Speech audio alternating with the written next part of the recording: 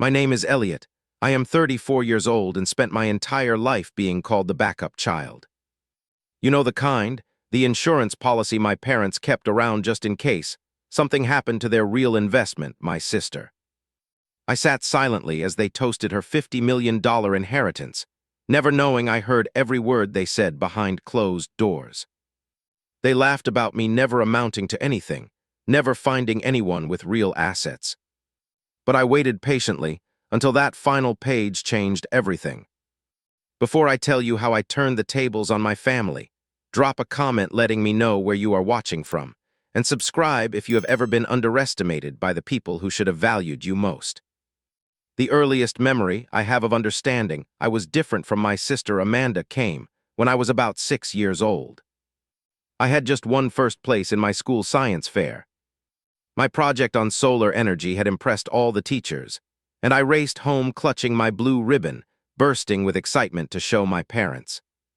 When I burst through the front door of our sprawling Boston home, Mom and Dad were in the living room, applauding as Amanda practiced her ballet routine. She was 8 then, twirling in her pink tutu. I stood in the doorway, ribbon in hand, waiting for a break in their attention.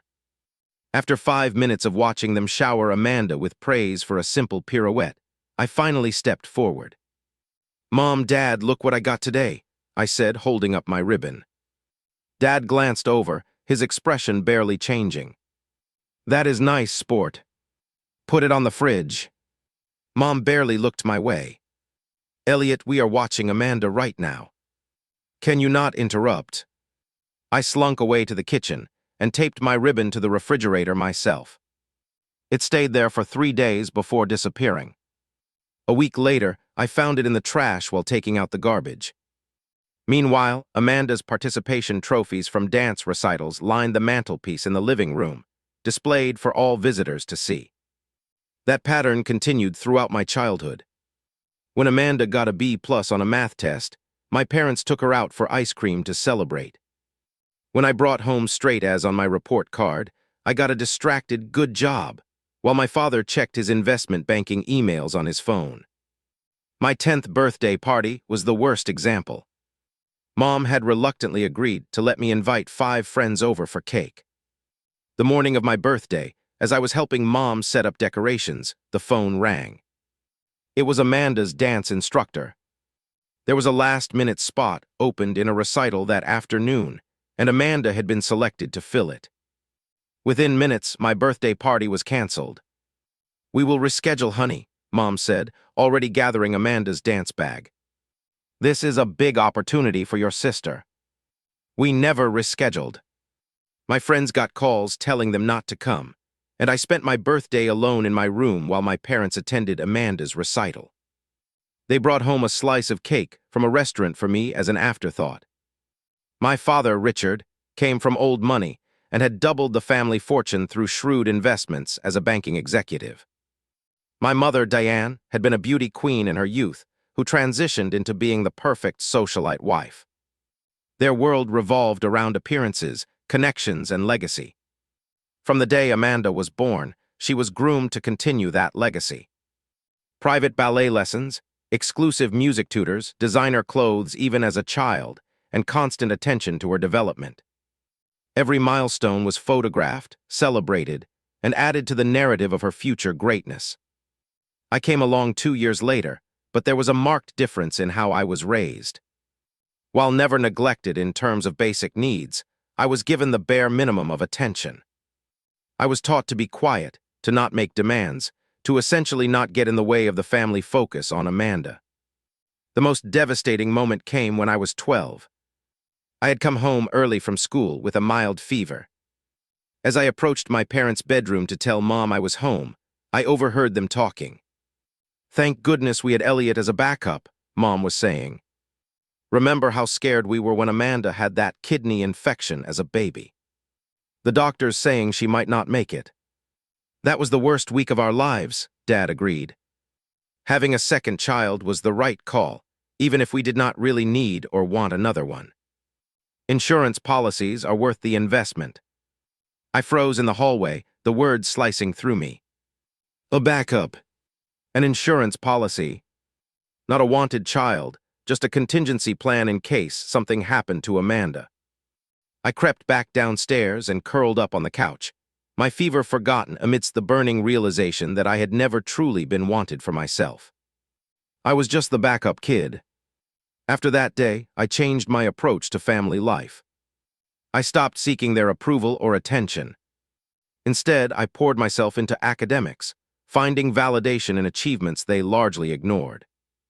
I became self-sufficient, learning to cook my own meals by 13, doing my own laundry, essentially raising myself while they focused on Amanda. By the time I reached high school, I had developed a strategy for survival. I excelled academically, but stayed under the radar at home. I joined clubs and activities that met after school, so I would have legitimate reasons to be away from home. I built a life separate from my family, with friends and teachers who actually saw me. My senior year of high school, I was accepted to several prestigious universities. My parents' reaction was telling. "That is nice, but you know we cannot afford to send both you and Amanda to expensive schools," Dad said. "She is already committed to Princeton next year." The message was clear. Amanda got the elite education. I would need to figure something out on my own. That night, I sat at my desk planning my future. I would apply for every scholarship possible. I would work multiple jobs if necessary. And I would succeed not because of them, but despite them. As I researched state schools with strong computer science programs, I made a promise to myself. One day, they would regret making me an afterthought. While Amanda lived in a luxury apartment near Princeton with all expenses paid, I worked 20 hours a week at the campus coffee shop while carrying a full course load at Massachusetts State University. My parents had made it clear that my education was my responsibility. Building character, my father called it when I asked why Amanda did not need the same character building. I lived in a cramped apartment with 3 roommates, surviving on ramen and coffee, and graduated with honors in computer science. Despite my parents' minimal interest, I invited them to my graduation. My mother came alone, explaining that Dad and Amanda were at a country club event that simply could not be missed. After college, while Amanda pursued an MBA at Harvard Business School, fully funded by our parents, I landed an entry-level position at a promising tech startup in San Francisco. The pay was modest, but the company had potential and I was determined to prove myself. Within 2 years, I had developed a revolutionary algorithm for data processing that caught the attention of industry leaders. My company promoted me to lead developer, and suddenly I was making 6 figures. I did not broadcast my success to my family, choosing instead to quietly build my life away from their shadow. It was during this time that I experienced the first major betrayal that would forever change how I viewed my family. My grandmother, my father's mother, had always been kind to me. While not overtly playing favorites, she at least treated Amanda and me equally. When I was helping her organize her tax documents during a rare visit home, I discovered something that made my blood run cold. Grandma had established an education fund specifically designated for both my beloved grandchildren. The fund contained enough money to have covered both Amanda's and my college educations in full. Yet I had never seen a penny of it. When I casually asked Grandma about it, her confusion was evident. "But Richard assured me the money was being used for both of you," she said, brow furrowed. "He said your education was taken care of alongside Amanda's." I did not have the heart to tell her the truth and upset her. Instead, I thanked her for her generosity and changed the subject. But inside, something hardened. My parents had not only favored Amanda, but had actively diverted resources meant for me to further privilege her. After that discovery, I distanced myself even more from my family. I limited visits to major holidays, kept phone calls brief, and focused on building my own support network in California. I was fortunate to find a mentor in Jackson Wright, the founder of the startup I worked for. In his 60s, with a lifetime of business experience, Jackson took an interest in my career and personal growth. "Your family situation is not unique," he told me over dinner one evening after I had reluctantly shared some of my background. Some parents play favorites. It is a reflection of their limitations, not yours. Jackson became the father figure I had always wanted, offering guidance, support, and genuine pride in my accomplishments. Under his mentorship, I flourished professionally and began healing personally. Meanwhile, Amanda's postgraduate life was a series of false starts and failures, all cushioned by our parents' unwavering financial support. She launched a luxury boutique that closed within 6 months. Then came a short-lived career as a social media influencer, followed by an attempt to start an event planning business that never booked a single client. Each failed venture was met not with accountability, but with praise from our parents for her entrepreneurial spirit and willingness to take risks. Each failure was also met with another infusion of family cash to fund her next venture or to maintain her lavish lifestyle in between projects. During a rare family dinner when I was visiting Boston, I listened as my parents gushed about Amanda's newest business idea, a wellness center combining yoga and expensive smoothies. "It is going to be revolutionary," Amanda declared, despite having no experience in either yoga or the food service industry. "We are so proud of you for continuing to pursue your passions," Mom said, reaching over to squeeze her hand. I sat silently, picking at my food, wondering if they realized that I had just closed a 7-figure deal for my company the previous week. Not that I would tell them, the news would have barely registered anyway. After dinner, Dad pulled me aside. "Your sister could use some help with the business plan for her new venture. Since you work in business, maybe you could give her some pointers." I had to stifle a laugh. I did not work in business. I was a senior software developer and project manager at one of the fastest-growing tech companies in the country. But in their eyes, any job that involved an office was interchangeable. "I will email her some resources," I said noncommittally, knowing Amanda would never read them anyway. I was 32 when I received the call that would change everything. My grandfather William, my father's father, was gravely ill. The doctors had given him weeks, maybe days. I needed to come home if I wanted to say goodbye. Despite our infrequent contact over the years, Grandpa William and I had always had a special connection. He was the one family member who had seen me clearly, who had valued me for myself rather than as a shadow of Amanda. His call pulling me back to Boston would set in motion events I could never have anticipated. Grandpa William had always been different from the rest of the family. While he had built the foundation of the family wealth through his commercial real estate business, he had never been impressed by status or appearances the way my parents were. He valued authenticity, hard work, and integrity, qualities I had strived to embody despite my upbringing. Throughout my childhood, while my parents were busy with Amanda's activities, Grandpa would often pick me up for what he called man-to-man outings. We would go fishing, attend baseball games, or simply get ice cream and talk. During these times, he would listen to me, really listen, in a way no one else in the family ever did. "You have got a good head on your shoulders, Elliot," he would tell me. "Better than most of the family, if I am being honest." When I was 16 and building my first computer from parts I had saved up for, Grandpa William was the only one who showed interest.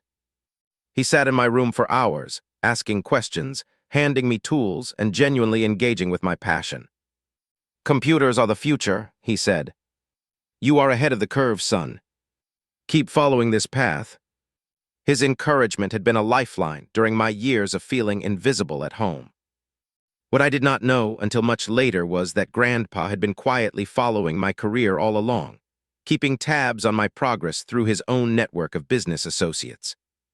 When I arrived at the family estate on the outskirts of Boston, the grand colonial house felt cold and unwelcoming as always. My mother greeted me with a distracted kiss on the cheek, before immediately launching into instructions about keeping visits with Grandpa brief, so as not to tire him. My father merely nodded in acknowledgement of my arrival, before returning to his phone call. Amanda, who had moved back into the family home after her latest business failure, barely looked up from her magazine when I entered the living room. "Grandpa has been asking for you," she said with a hint of annoyance. "I do not know why he is so insistent on seeing you when we have all been here the whole time." Dinner that night was a perfect encapsulation of family dynamics. Amanda dominated the conversation with tales of her wellness center plans, while my parents hung on every word.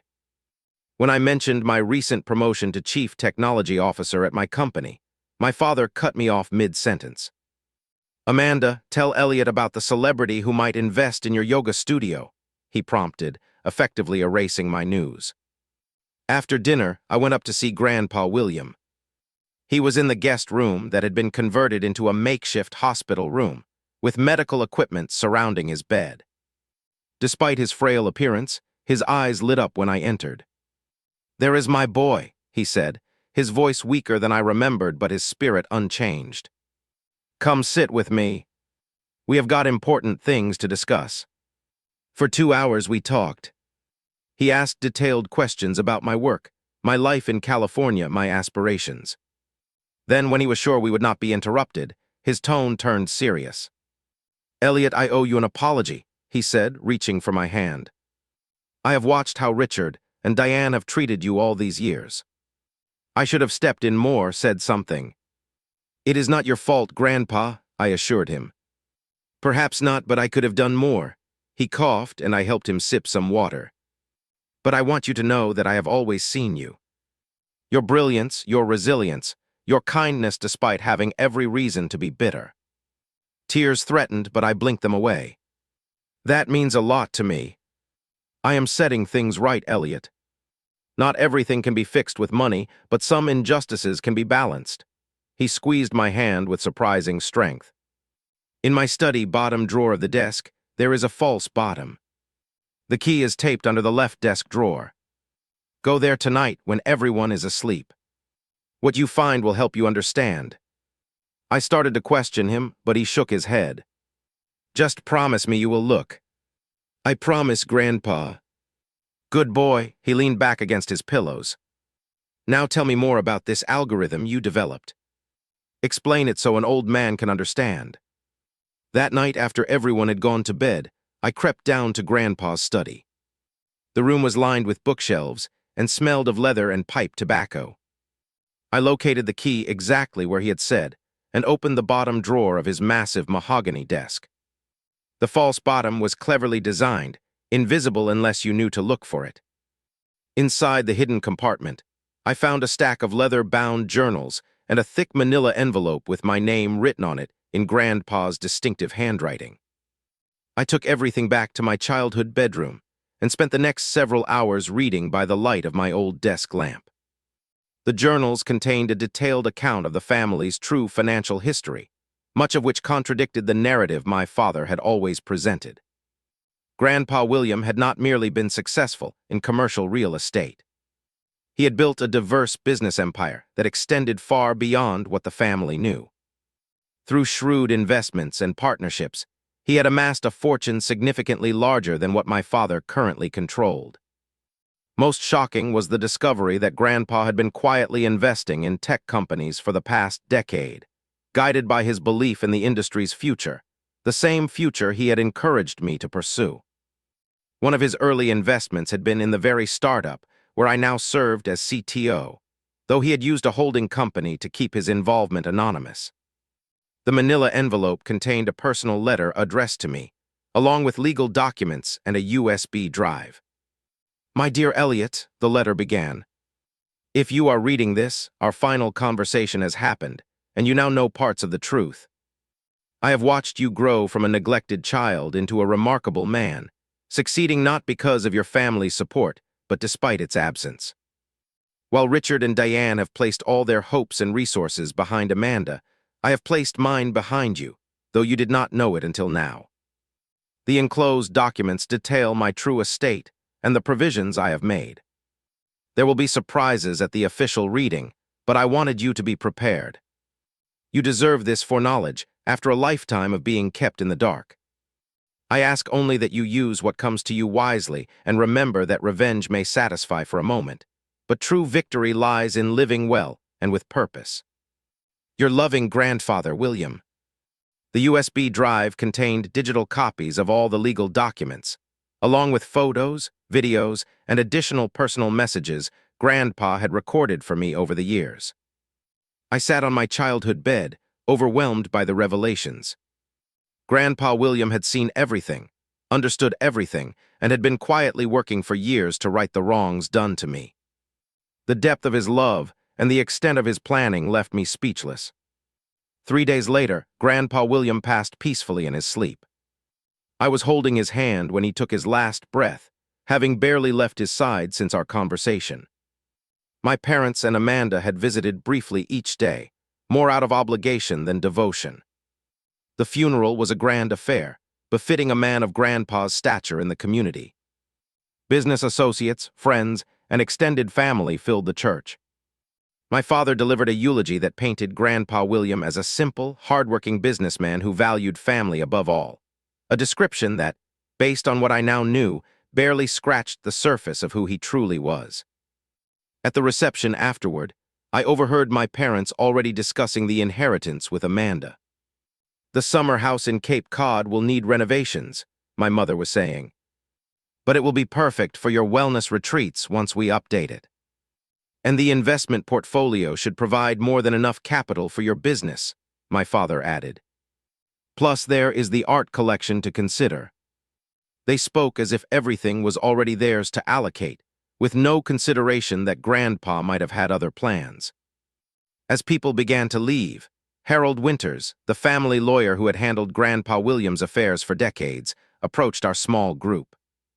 "The reading of the will is scheduled for next Thursday at 10 a.m. at the house," he informed us. William was very specific about having all family members present. "Of course we will all be there," my father said smoothly. "Though I am sure there will be no surprises." My father was always very transparent about his intentions. Harold's eyes flickered to me briefly. Nevertheless, he insisted that everyone attend in person. He was quite adamant about that point. As Harold walked away, my father turned to me. "You will need to stay at the house Wednesday night. The reading might take some time, and we should present a unified family front." I nodded, knowing that the unified front he wanted had nothing to do with honoring Grandpa's memory, and everything to do with appearances. What he did not know was that I was more than willing to stay the night before. I wanted to witness every moment of what was coming. The family estate felt particularly oppressive when I arrived Wednesday evening, the day before the will reading. The grand colonial structure that had never truly felt like home now seemed to loom over me, its shadows harboring decades of slights and dismissals. As I pulled my rental car into the circular driveway, I noticed several unfamiliar vehicles already parked there. "We invited some extended family for dinner," my mother explained when I entered, barely looking up from the flower arrangement she was adjusting in the foyer. "Aunt Patricia and Uncle George are here, and your father's cousins from Connecticut. We thought it would be nice to have everyone together before tomorrow." What she did not say, but what I understood perfectly, was that they wanted witnesses to what they assumed would be their triumph. The transfer of wealth from one generation to the next, with Amanda as the centerpiece of the legacy.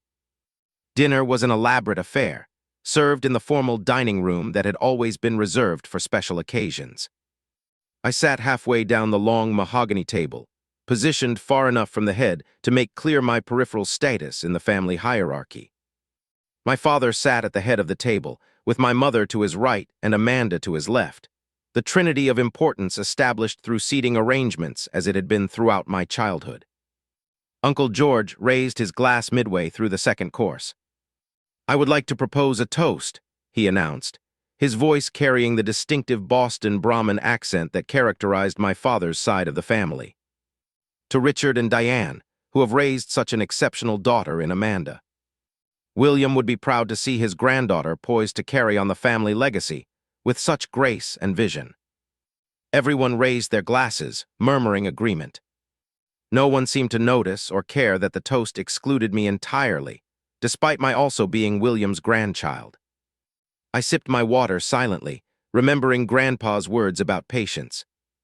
"And to Amanda," my father added, standing to extend the toast. "The true heir to my father's vision and values. Tomorrow will mark the beginning of a new chapter for you, darling, and for the entire family legacy that will flow through you." Amanda beamed, soaking in the adoration like a plant turned toward the sun. "I promised to make Grandpa proud," she declared, though she had shown little interest in him while he was alive. "My wellness center will be just the first of many ventures that will honor his entrepreneurial spirit." Throughout the meal, relatives directed their questions and conversation almost exclusively toward Amanda. What were her plans for the Cape House? Had she considered joining the board of the family foundation? Would she continue the annual family gathering at the lake house? The underlying assumption was clear.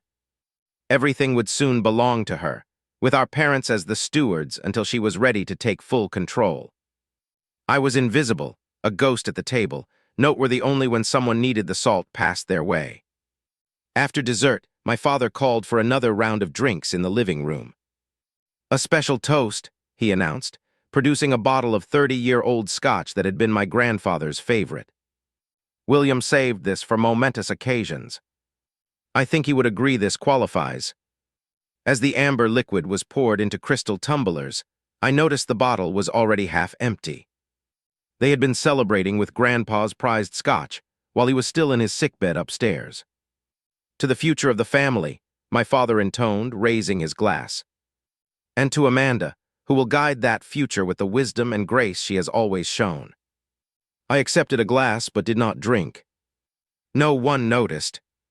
As the evening wore on, I made myself scarce, retreating to the library where I had spent so many solitary hours as a child.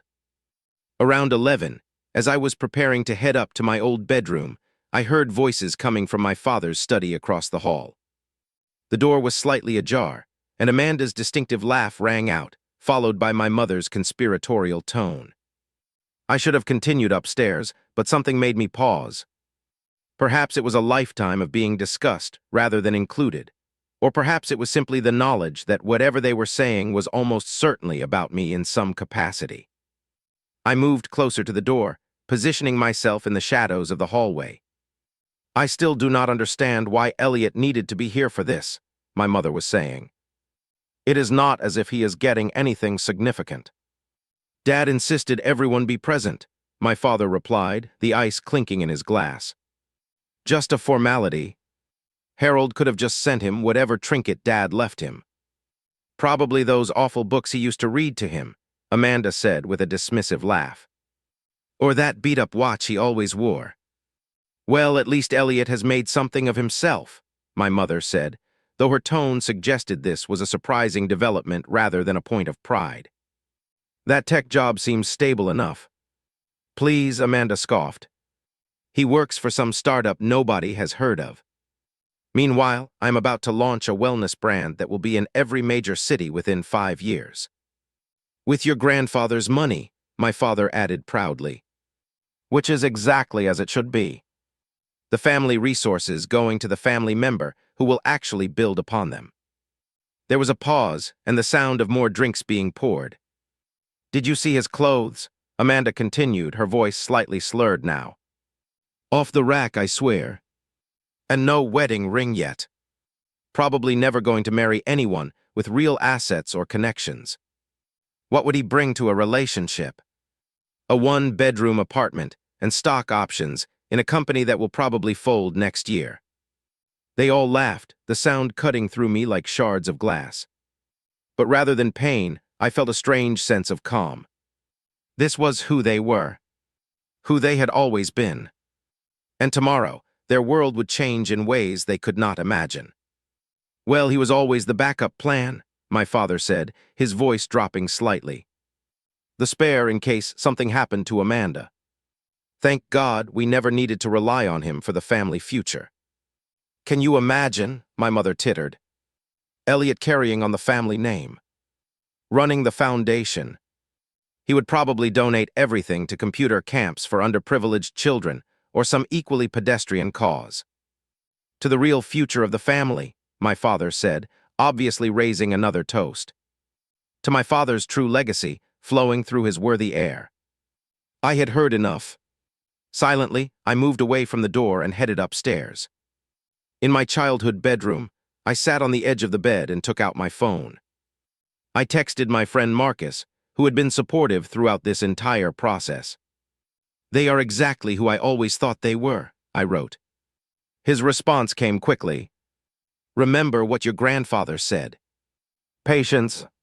Tomorrow they learn. I smiled, thinking of the documents hidden in my suitcase, the revelations waiting in the wings. Grandpa William had prepared me well, both with knowledge and with the emotional fortitude to face this moment. As I lay in bed, unable to sleep, I remembered one of our last fishing trips together when I was 16. We had been sitting in his small boat in the middle of the lake, lines cast, enjoying the peaceful morning. Life is a long game, Elliot, he had said, seemingly out of nowhere. Most people play for the immediate win, the quick satisfaction. But the truly successful man plays for the final outcome, even if it means appearing to lose a few early rounds. At the time, I had thought he was talking about fishing strategy or perhaps business negotiations.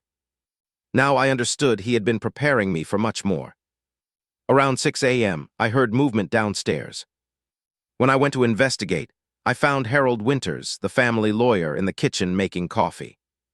You are up early, I said, surprised to see him before the official reading time. Your grandfather left specific instructions, Harold replied, his expression giving nothing away. I am to review certain documents privately before the family gathering. I nodded, pouring myself a cup from the pot he had brewed. Elliot, Harold said quietly, checking to ensure we were alone. Everything is in order, exactly as William planned. Be prepared. Things might get heated today. I understand, I replied. Grandpa prepared me. Harold nodded, a ghost of a smile crossing his usually stoic face. He always said you were the one who truly understood him. He sipped his coffee. The family dynamic will likely shift considerably after today. I am counting on it, I said, raising my mug in a small toast of my own. As dawn broke over the estate, I watched the sunrise from my window, feeling strangely calm. Today would change everything, not through any action of mine, but through the careful planning of a man who had seen me clearly when no one else had bothered to look.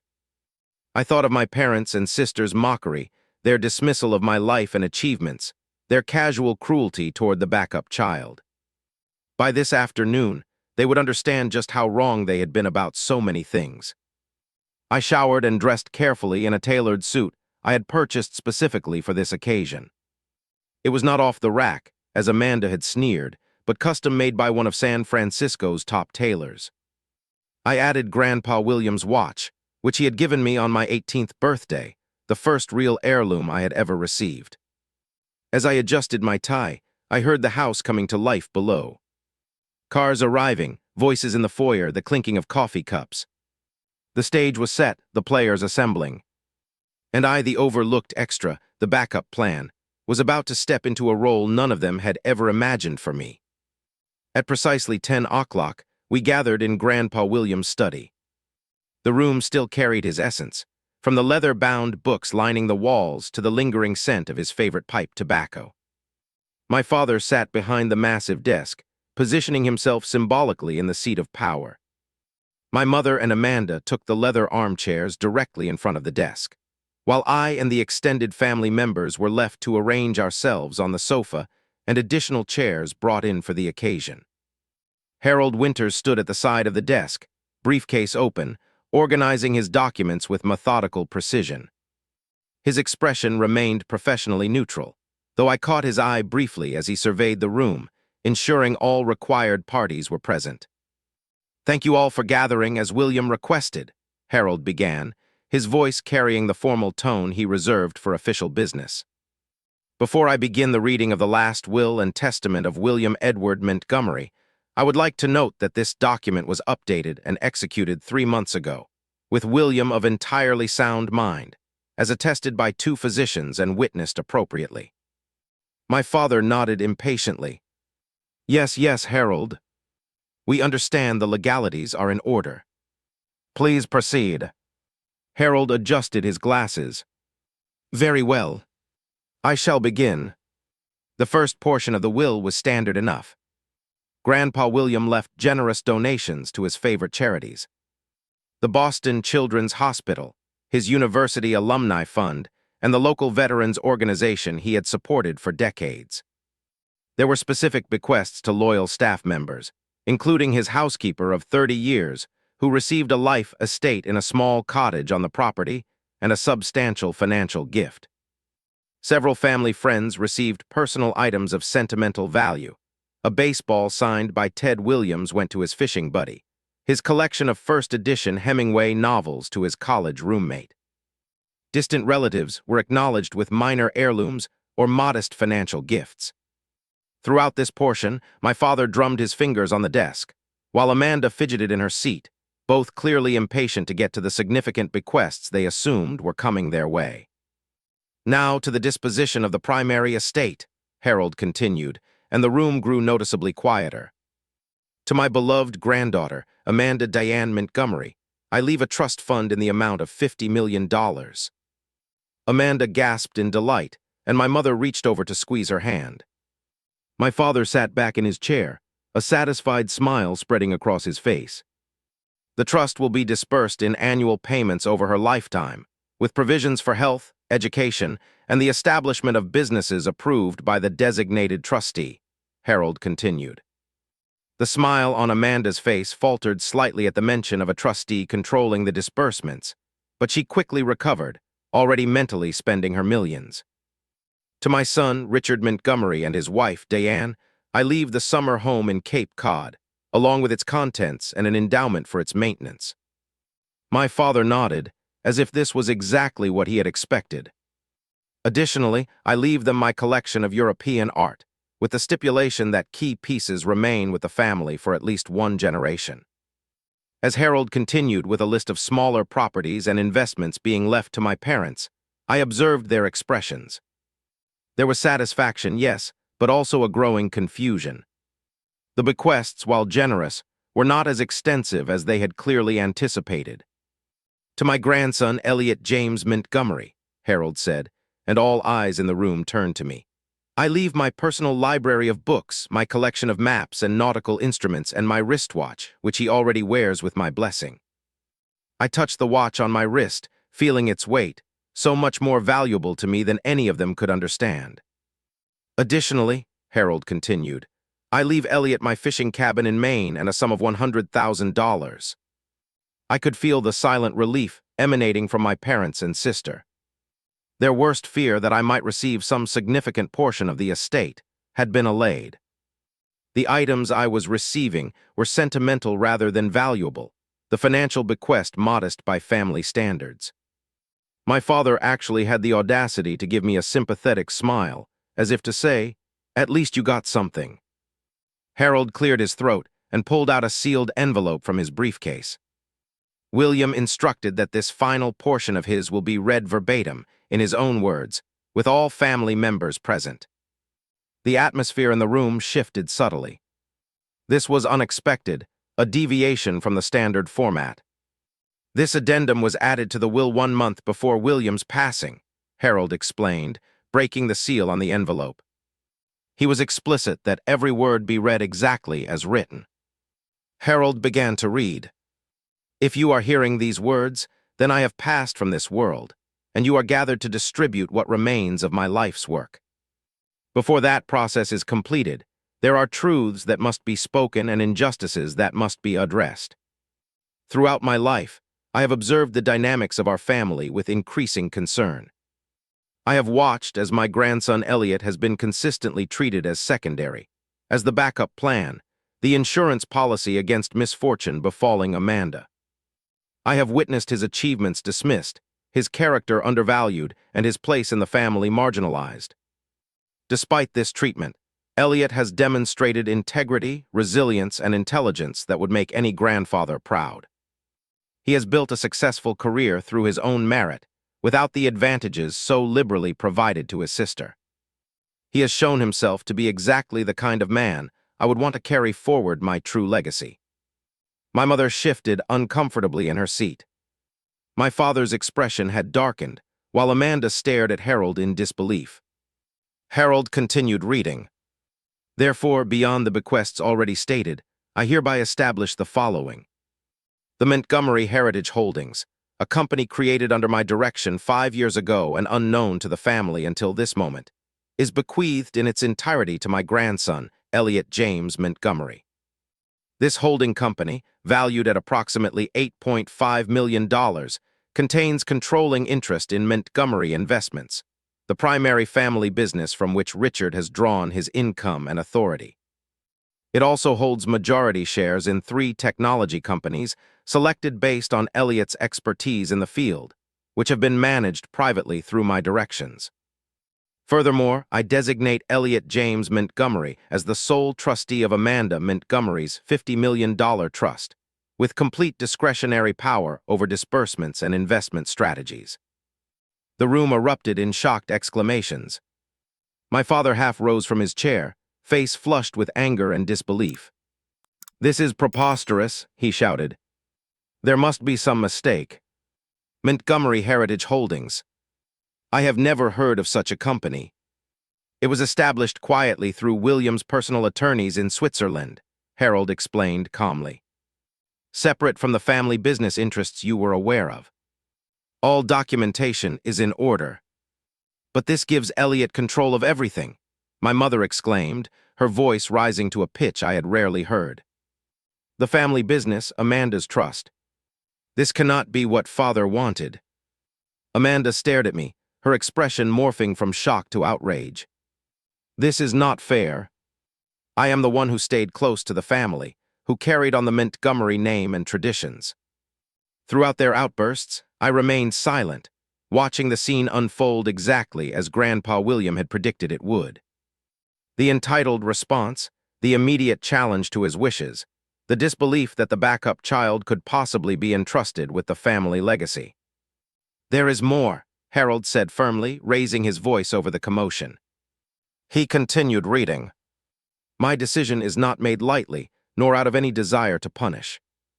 Rather, it is made with clear-eyed assessment of character, capability, and values.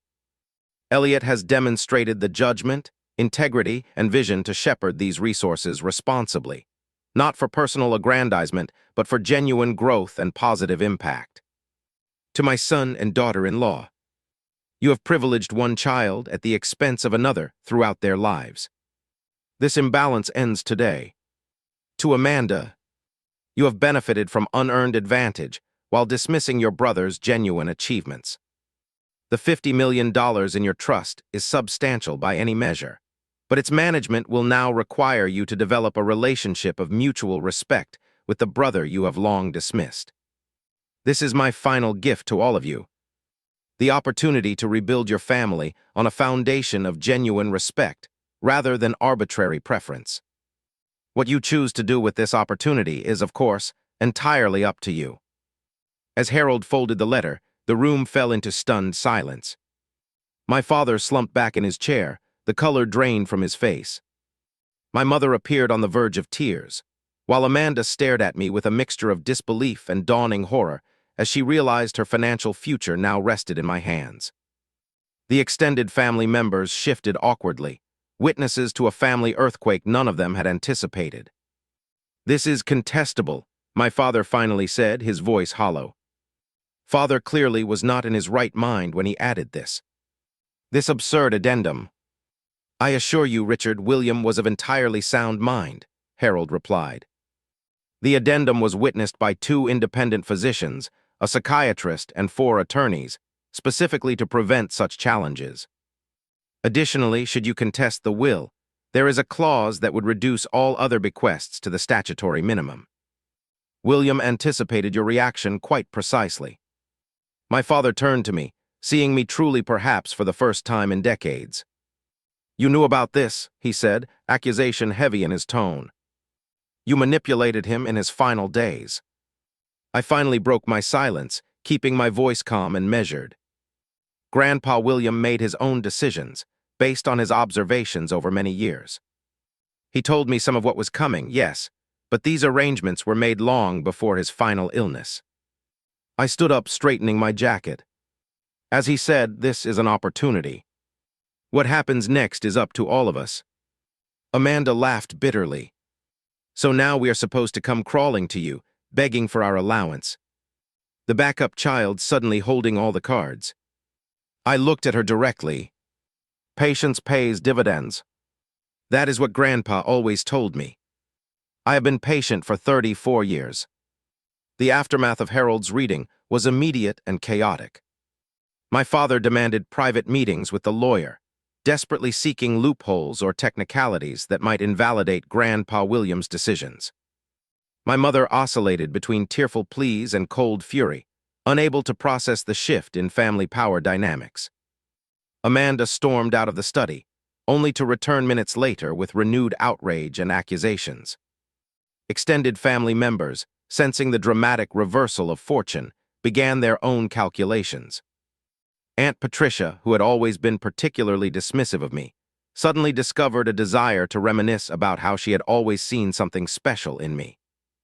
Uncle George awkwardly patted my shoulder, murmuring about William always knowing best, though he had participated enthusiastically in last night's toast, celebrating Amanda as the sole worthy heir. When Harold finally departed, promising to have all necessary documents delivered to me by the end of the week, my father closed the study door, leaving just the four of us in the room. The confrontation that had been brewing for decades finally erupted. "What did you say to him?" my father demanded, pacing behind the desk that no longer symbolized his authority. "What lies did you feed him about this family to turn him against us?" I remained standing, calm in the face of his anger. "I said nothing that was not true. Grandpa William made his own observations over many years."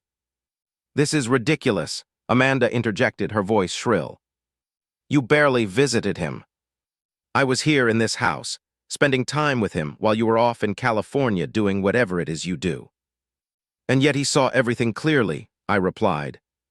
"Including last night." My mother froze. "What about last night?" I turned to face her directly. The toast to Amanda as the true heir. The planning of how to spend Grandpa's money before he was even buried. The mockery of me, the backup child who would never marry anyone with real assets or connections. The dismissal of my career and achievements. Their faces registered shock as they realized I had overheard their private conversation. "You were eavesdropping," my father accused. "I was walking past an open door," I corrected. "But it hardly matters." Those words were merely the latest in a lifetime of similar moments. Moments Grandpa William witnessed himself over the years. I walked to the window, looking out at the carefully manicured grounds of the estate. "Did you know he came to my college graduation?" "He sat in the back, not wanting to overshadow your absence, Dad." "He saw my name in industry publications when I developed the algorithm that transformed data processing. He knew exactly what I had built on my own, without the advantages you showered on Amanda." "That is not fair," my mother protested weakly. "We gave you everything you needed." I turned back to face them. "Did you? You canceled my 10th birthday party for Amanda's dance recital. You used my portion of Grandma's education fund to pay for Amanda's MBA. You consistently treated me as an afterthought, an insurance policy you thankfully never needed to cash in." The examples hung in the air between us, undeniable in their specificity. "We never meant to make you feel secondary," my father said, his tone shifting to one of placation now that he understood the full ramifications of the situation. "Family dynamics are complex, Elliot. Perhaps we could have been more attentive, but our intentions were good." "Intentions mean nothing compared to actions," I replied. "For 34 years, your actions have spoken clearly. Even now, you are not sorry for what you did, only sorry for the consequences you are facing." Amanda, ever quick to adjust her strategy, suddenly adopted a softer approach. "Elliot, we are still family. Whatever happened in the past, we can move forward together. I am sure we can come to some arrangement that works for everyone." "You mean an arrangement where you still get everything you want?" I asked, raising an eyebrow. "Where nothing fundamentally changes, except you having to pretend to respect me to access your money." She had the grace to look embarrassed, confirming my assessment. My father, seeing his daughter's approach fail, tried a different tactic. "Be reasonable, Elliot. This sudden shift in fortune could destroy the family business if not handled properly. You have no experience managing these types of assets. Perhaps we could establish a joint control arrangement where you have input but benefit from my experience. I almost laughed at the transparency of his suggestion. I have been chief technology officer of a multi-million-dollar tech company for the past 3 years, Dad. I negotiate contracts, manage large teams, and make strategic decisions daily. Grandpa William did not choose me blindly. "What do you want then?" my mother asked, exasperation finally breaking through her composed facade. "To punish us? To hold this over our heads forever?" It was the first honest question any of them had asked. I considered it carefully before answering. "What I want is something you have never given me. Respect. Not grudging acknowledgement when forced, not calculated interest when something is needed from me, but genuine recognition of my worth as an equal member of this family." I moved toward the door, then turned back to face them. As for the practical matters, here is how things will proceed. The family business will continue operations as usual for now, with existing management remaining in place while I conduct a thorough review. Amanda's trust will be administered fairly, with reasonable distributions for legitimate expenses and ventures that have credible business plans, not vanity projects. Amanda started to protest, but I continued. I will not use this position to punish or seek revenge. That is not what Grandpa William wanted, and it is not what I want either. But there will be accountability and fairness going forward, concepts this family has never applied to me. "And if we contest the will," my father asked, a final attempt at leverage. "Then you trigger the clause Harold mentioned, and everyone loses," I replied simply. "Or more accurately, you gamble everything on a legal challenge that 4 separate law firms have already assured Grandpa William would fail. Your choice." As I reached for the door handle, Aunt Jessica, my father's sister who had arrived late to the reading, stopped me in the hallway. "I heard what happened," she said quietly.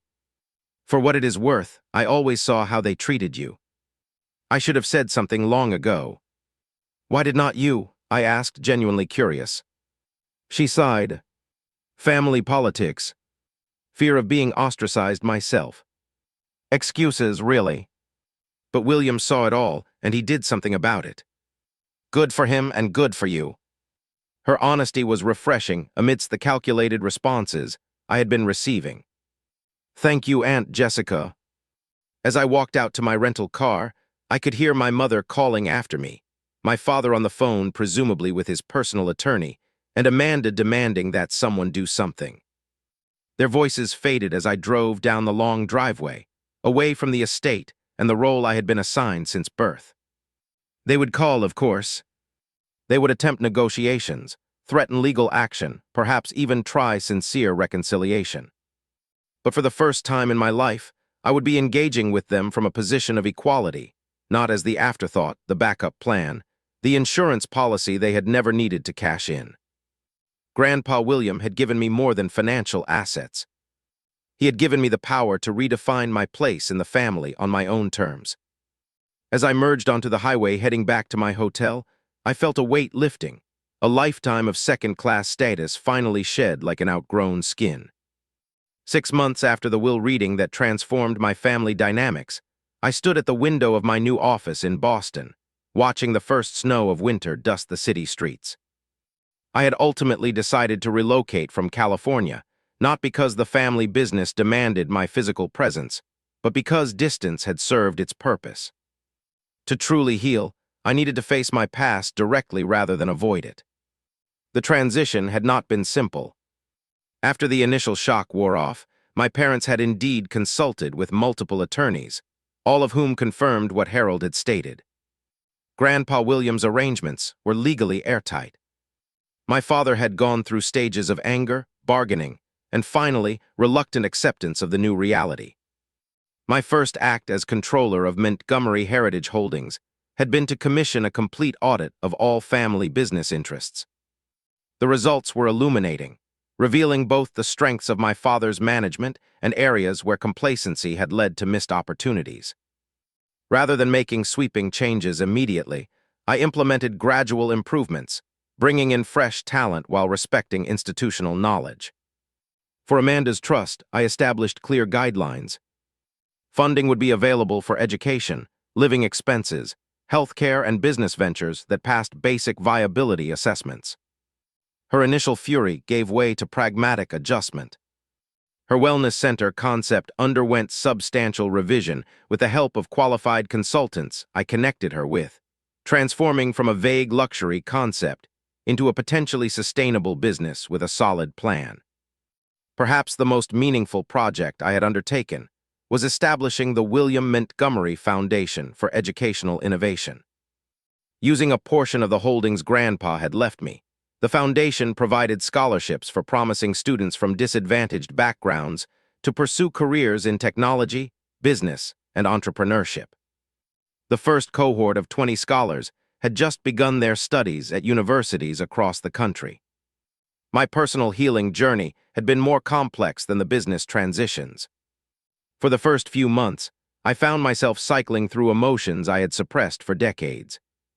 The vindication I felt on the day of the will reading gave way to anger about years of mistreatment, followed by periods of grief for the family relationships I had never truly had. At the suggestion of Marcus, who had remained a steadfast friend throughout the process, I began working with a therapist specializing in family trauma. Dr. Keller helped me understand that while Grandpa William's intervention had changed my external circumstances dramatically, internal healing would require deliberate work. Financial power can change your position in the family system, she had explained during one session. But true healing comes from recognizing your inherent worth, independent of either your previous status or your new role. Those words had resonated deeply. The backup child had been handed primary status, but if I defined myself by that reversal, I would remain trapped in the same dysfunctional framework, just with the positions reversed. The real transformation came from a different realization. I had always had value, regardless of my family's ability to see it.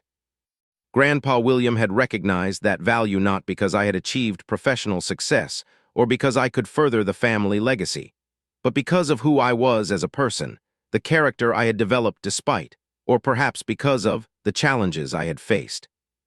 My relationship with my parents evolved slowly, painfully, but with gradual progress. Our weekly family business meetings were initially tense affairs, with my father struggling to accept my authority in a domain he had considered exclusively his. My mother oscillated between attempts to manipulate me emotionally and genuine moments of reflection about our past relationship. During one particularly honest conversation, she had admitted, "I do not think I ever saw you clearly, Elliot. I was so focused on Amanda, on the expectations Richard's family had for producing the perfect heir, that I missed who you actually were." It wasn't a complete apology, but it was a beginning, an acknowledgement of the fundamental problem that had shaped our relationship. Small steps accumulating gradually towards something that, while never perfect, might eventually be authentic. Amanda's journey had been the most surprising. After her initial outrage subsided, she seemed to experience a crisis of identity. Her entire self-concept had been built around being the golden child, the center of the family universe. With that position suddenly questioned, she had to confront who she was beyond the role she had been assigned. 3 months after the will reading, she had asked to meet for coffee, just the two of us, no parents involved. "I never really knew you," she said, stirring her latte absently. "I mean, we grew up in the same house, but I saw you through Mom and Dad's eyes. The quiet kid who wasn't really part of the main family story." "And now?" I asked. She looked up, meeting my eyes directly. "Now I am trying to see you as a person, and maybe trying to figure out who I am when I am not just their perfect project." That conversation had marked the beginning of a tentative but growing sibling relationship, something neither of us had experienced before. We were learning to be brother and sister in our 30s, building from scratch what most siblings develop naturally over a lifetime. My personal life had flourished alongside these family developments. Through a tech industry conference I organized in Boston, I met Sophia Chen, a brilliant software engineer who saw me for exactly who I was. Our connection was immediate and deep, based on mutual respect and genuine interest in each other's minds and hearts. What struck me most about Sophia was her complete disinterest in my family situation or financial position. When I finally told her the full story of Grandpa William's will and its aftermath, her response was characteristically direct. "Sounds like your grandfather was the only one who really saw you," she said. "Until now, when you're finally seeing yourself clearly too." Our relationship progressed naturally, without the pressure or expectations that had colored so much of my family experience. When I proposed 6 months after we met, it was with Grandpa William's watch on my wrist and the clear knowledge that I was choosing this connection from a place of wholeness, not seeking to fill a family-shaped void. Perhaps the most meaningful development in my healing journey came through an unexpected channel. Through the Foundation's work, I had connected with other backup children, adults who had grown up as the less favored sibling in their families. What began as informal conversations evolved into a structured mentorship program, providing support and guidance for young people struggling with family dynamics similar to what I had experienced. During one of our monthly group sessions, a 19-year-old named Jason shared something that crystallized my own journey. "The worst part wasn't even the unequal treatment," he said. "It was believing that I deserved less because there was something fundamentally less valuable about me." His words struck a chord with everyone in the room. That was the true damage of being the backup child. The spare, the insurance policy, the deeper harm that went beyond missed birthday parties or unequal financial support. It was the internalized belief in our own lesser worth. As winter settled over Boston, I found myself reflecting on Grandpa William's final gift to me. The $8.5 million holding company had changed my external circumstances dramatically, but the true inheritance had been the recognition of my worth long before the will was read. He had seen me, valued me, and believed in me when no one else in the family did. That recognition had planted the seed that allowed me to eventually see my own value clearly. The lesson I carried forward, the wisdom I hoped to share with others who had walked similar paths, was not about revenge or vindication or even justice, satisfying as those might feel in the moment. It was about the freedom that comes from recognizing that our worth is inherent, not assigned by others, not even by those who should love us most. The backup child, the spare, the insurance policy against disaster, had always been a complete and valuable person, worthy of love and recognition. That truth existed independent of anyone's ability to see it, including my own. Grandpa William had simply been the mirror that reflected back to me what was already there. As I prepare to marry Sophia next spring, as I continue to rebuild relationships with my parents and sister on healthier foundations, as I guide the family business and foundation toward positive impact, I carry that knowledge as my true inheritance. The greatest wealth is not measured in dollars or properties or even in family legacy, but in the liberation that comes from knowing your own worth and choosing to live from that truth. Have you ever been underestimated by the people who should have valued you most? How did you reclaim your sense of worth? Share your story in the comments below. Sometimes the most healing thing we can do is realize we are not alone in these experiences. If this story resonated with you, please like, subscribe, and share it with someone who might need to hear that they are more than the role they have been assigned in their family. Thank you for listening to my journey, and remember, your worth is inherent, not assigned by others, not dependent on your position in any hierarchy. It is yours, unchangeable and complete, waiting only for you to recognize it.